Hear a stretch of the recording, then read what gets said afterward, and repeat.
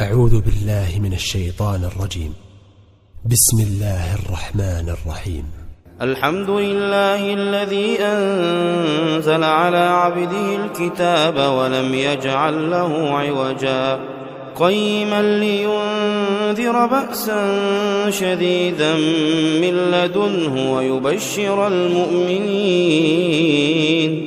ويبشر المؤمنين الذين يعملون الصالحات أن لهم أجرا حسنا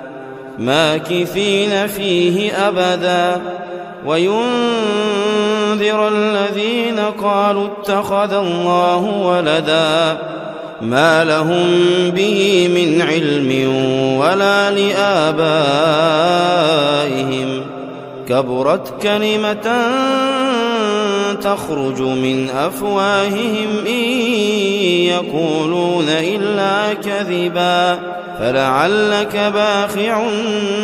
نفسك على آثارهم إن لم يؤمنوا بهذا الحديث أسفا إنا جعلنا ما على الأرض زينة لها لنبلوهم أيهم أحسن عملا وإنا لجاعلون ما عليها صعيدا